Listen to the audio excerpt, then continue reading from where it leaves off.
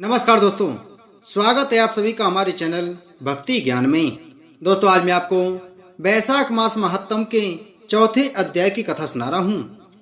मुनि शर्मा ने कहा, तुम लोगों ने अज्ञानवश पाप किया, किंतु इसके लिए तुम्हारे हृदय में अनुताप है तथा तुम सब के सब सत्य बोल रहे हो।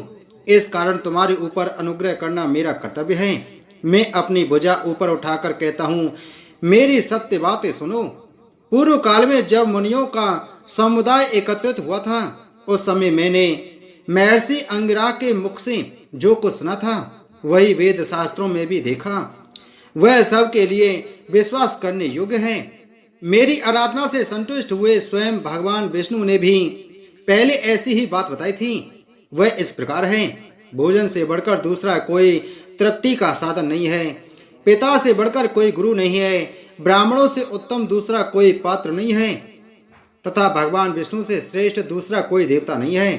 गंगा की समानता करने वाला कोई तीर्थ, गोदान की तुलना करने वाला कोई दान, गायत्री के समान जप, एकादशी के तुल्य व्रत, भार्या के सदस्य मित्र, दया के समान धर्म तथा स्वतंत्रता के समान सुख नहीं है। गृहस्थ से बढ़कर आश्रम और सत्य से बढ़कर सदाचार नहीं है। इसी प्रकार संतोष के समान सुख तथा वैशाख मास के समान महान पापों का अपहरण करने वाला दूसरा कोई मास नहीं है। वैशाख मास भगवान मधुसूदन को बहुत ही प्रिय है। गंगा आदि तीर्थों में तो वैशाख स्नान का सुयोग अत्यंत दुर्लभ है। उस समय गंगा, यमुना तथा नर्मदा की प्राप्ति कठिन होती है। जो शुद्ध हृदय वाला मनुष्य भगवान के भजन में तत्पर हो, पूरे वैशाख भर प्रातः काल गंगा स्नान करता है, वह सब पापों से मुक्त होकर परम गति को प्राप्त होता है। इसलिए पुण्य के सारभूत इस वैशाख मास में तुम सभी पातकी मेरे साथ नर्मदा तट पर चलो और उसमें गोते लगाओ। नर्मदा के जल का मुनि लोग भी सेवन करते हैं। वह समस्त पापों के भय का नाश करने वाला है। मुनियों के योग कहने पर वे सब पापी उनके साथ अद्भुत पुण्य प्रदान करने वाली नर्मदा की प्रशंसा करते हुए उसके तट पर गए। किनारे पहुंचकर ब्राह्मण श्रेष्ठ मुनि शर्मा का चित्त प्रसन्न हो गया। उन्होंने वेदोक्त विधि के अनुसार नर्मदा के जल में प्रातः स्नान किया। उपर्युक्त पांचों पापियों ने भी ब्राह्मण के कहने से जो ही नर्मदा में डुबकी लगाई, त्यों ही उनके शरीर का रंग बदल गया। वे तत्काल सुवर्ण के समान कांतिमान हो गए। फिर मुनि शर्मा ने सब लोगों के सामने उन्हें पाप प्रमसन नामक स्त्रोत सुनाया। भोपाल, अब तुम पाप प्रमसन नामक स्त्रोत सुनो। इसका भक्ति पूर्वक श्रवण करके भी मनुष्य पाप राशि से मुक्त हो जाता है। इसके चिंतन मात्र से बहुतेरे पापी शुद्ध हो चुके हैं। इसके सिवा और भी बहुत से मनुष्य इस स्त्रोत का सहारा लेकर अज्ञान जनित पाप से मुक्त हो गए हैं। जब मनुष्यों का चित्त पराई स्त्री, पराय धर्म तथा जीव हिंसा आदि की ओर जाए तो इस प्रायश्चित रूपा स्तुति की शरण लेनी चाहिए। यह स्तुति इस प्रकार है।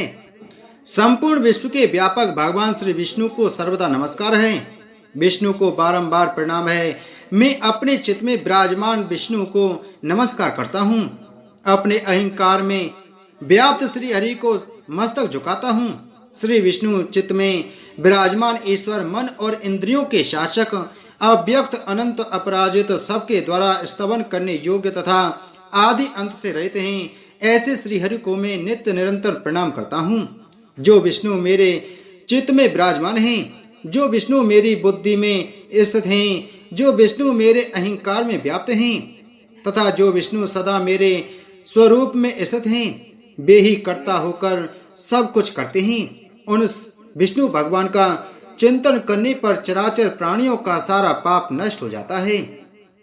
जो ध्यान करने और स्वप्न में दिख जाने पर भी पापियों के पाप हल लेते हैं तथा चरणों में पड़े हुए शरणागत भक्त जिन्हें अत्यंत प्रिय हैं, उन वामन रूपधारी भगवान श्री विष्णु को नमस्कार करता हूँ। जो अजन्मा, अक्षर और अविनाशी हैं तथा इस अवलंब शून्य संसार में हाथ का सहारा देने वाले हैं, स्तोत्रों द्वारा जिनकी स्तुति की जाती है, उन सनातन श्री विष्णु को मैं प्रणाम करता हूँ।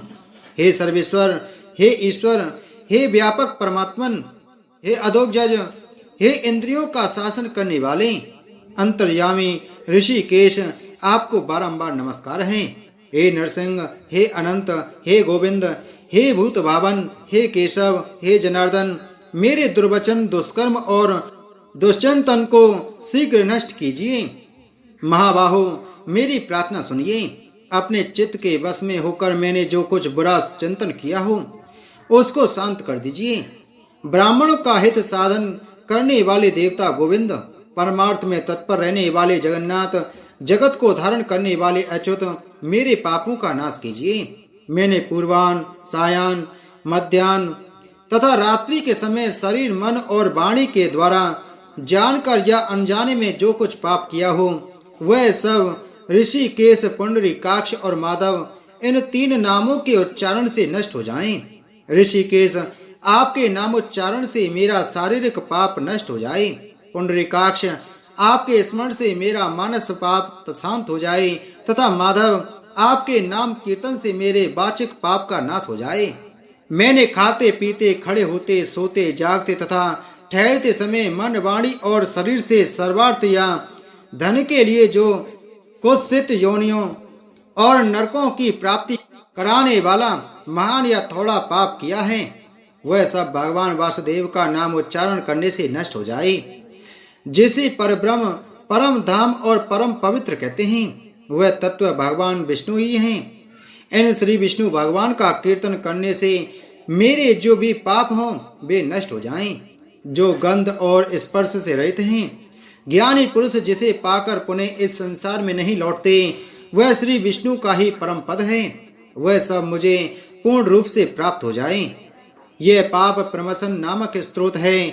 जो मनुष्य इसे पढ़ता और सुनता है वह शरीर, मन और वाणी द्वारा किए हुए पापों से मुक्त हो जाता है।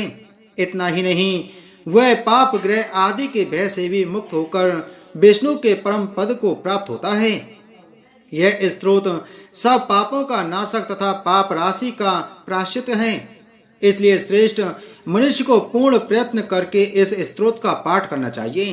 राजन, इस स्त्रोत के श्रवण मात्र से पूर्व जन्म का तथा इस जन्म के किए हुए पाप भी तत्काल नष्ट हो जाते हैं।